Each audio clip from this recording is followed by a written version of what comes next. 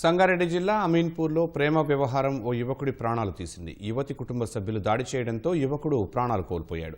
ఈ ఘటనపై పోలీసులు కేసు నమోదు చేసుకుని దర్యాప్తు చేస్తున్నారు. సంగారెడ్డి జిల్లా అమీన్పూర్కు చెందిన యువతి నిజాంపేటలో 10వ తరగతి చదువుకునే సమయంలో జ్యోతి శ్రవణ సాయితో ప్రేమలో పడింది. ఆ తర్వాత ఇద్దరు వేర్వేరు చోట్ల చదువుకుంటున్నా ఇరువురి మధ్య ప్రేమ కొనసాగింది. సాయి చిన్నతనంలో తల్లిదండ్రులు చనిపోవడంతో నానమ్మ వద్ద ఉంటున్నాడు. మైసమ్మగూడలో బీటెక్ చదువుతూ హాస్టల్లో ఉంటున్నాడు. ఆ అమ్మాయే పెళ్లి చేసుకోమని జ్యోతి శ్రవణ సాయిపై ఒత్తిడి తెచ్చిందని, మాట్లాడదామని ఇంటికి పిలిచి దాడి చేసి హత్య చేశారని అతని స్నేహితులు, కుటుంబ సభ్యులు చెబుతున్నారు.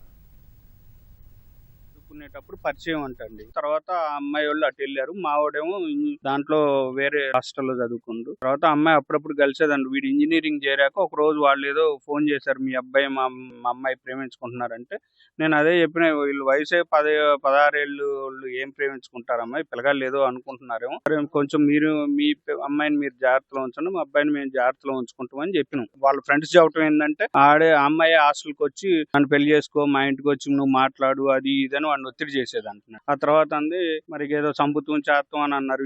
సహజంగా ఆవేశంగా ఆడపిల్లలకు తల్లిదండ్రులు ఏదో ఒకటి మాట్లాడుతుంటారులే అని మనము పట్టించుకోలేదు. నిన్న మధ్యాహ్నం ఏదో ఫోన్ చేశారంట, వెళ్ళిందంట. మరి ఆ అమ్మాయికి ఏమైందో, మరి ఆ అమ్మాయి కొంతమంది ఏమో ప్రెగ్నెంట్ అని చెప్తుంది. ఆమె చెప్పిన స్టోరీని బట్టి మళ్ళీ తర్వాత పోలీసు వాళ్ళు కూడా ఆమెను అడిగితే ఆమె కూడా అదే స్టోరీ చెప్పిందంట. దాని గురించి అడగటానికి రమ్మన్నాం.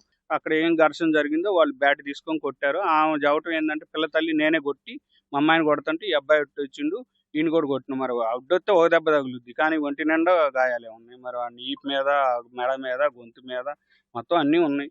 ఆమె ఇంట్లో నుంచి బయటకు వచ్చేసి నన్ను ఎటన్నా తీసుకొని పో, పెళ్లి చేసుకో అని చెప్పి మా శివాని ఫోర్స్ చేస్తే మేమిద్దరం కలిసి తీసుకెళ్లి వాళ్ళ ఇంట్లో దింపడం జరిగింది. వాళ్ళ మామయ్య మా ఇద్దరికి కత్తులు చూపెట్టి మేము మిమ్మల్ని నరుకుతాం అని చెప్పి బెదిరియడం జరిగింది మా ఇద్దరిని.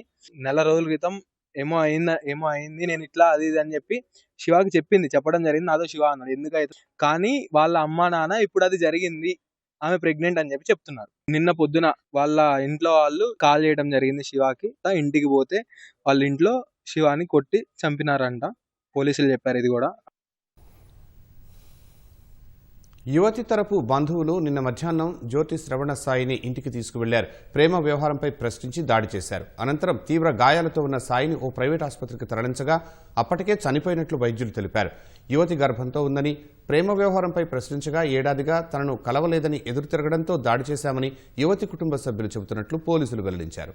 ఈ ఘటనపై కేసు నమోదు చేసుకుని దర్యాప్తు చేస్తున్నట్లు పోలీసులు తెలిపారు. ఒక ఇంట్లో శ్రవణ్ సాయి అనే 19 ఇయర్స్ వ్యక్తిని తన యొక్క క్లాస్మేట్ అయిన అమ్మాయి వాళ్ళ ఇంటికి పిలిపించిన నేపథ్యంలో అక్కడ జరిగిన గొడవలో వాళ్ళ మదర్ అతని మీద బ్యాట్తో దాడి చేయడం వల్ల అతను గాయాలు పాలయ్యి కూకట్పల్లిలోని హోలిస్టిక్ హాస్పిటల్లో ఇక్కడ ట్రీట్మెంట్ కోసం తీసుకెళ్తే బ్రాడ్ డెడ్ గా డిక్లేర్ చేయడం జరిగింది. దాని మీద వాళ్ళ పెదనాన్న దగ్గర నుంచి కంప్లైంట్ తీసుకుని మర్డర్ కేసు రిజిస్టర్ చేసి ఇన్వెస్టిగేషన్ చేస్తున్నాము. గతంలో కూడా వీళ్ళిద్దరూ ఒకరినొకరు ప్రేమించుకుంటున్నారని ఇటు విషయంలో బోత్ ఫ్యామిలీ మెంబర్స్ కూడా ఈ విషయం మీద డిస్కస్ చేయడం జరిగింది. ఇద్దరు మేజర్స్ అయిన తర్వాత, ఎడ్యుకేషనల్ ఇన్ని కంప్లీట్ అయిన తర్వాత లైఫ్లో సెటిల్ అయినప్పుడు ఆలోచిద్దాం అని చెప్పి వాళ్ళ ఫ్యామిలీస్ మధ్య గతంలో డిస్కషన్ జరిగింది. ఈ క్రమంలోనే అతను ఆ అమ్మాయి వాళ్ళ ఇంటికి వచ్చి మాట్లాడే ప్రయత్నం చేయడం జరిగింది. దాంట్లో జరిగిన గొడవలో వాళ్ళ మదర్ దాడి చేయడం వల్ల అతని గాయాల పాలై చనిపోయినట్లుగా ప్రస్తుతం విచారణలో ఉంది.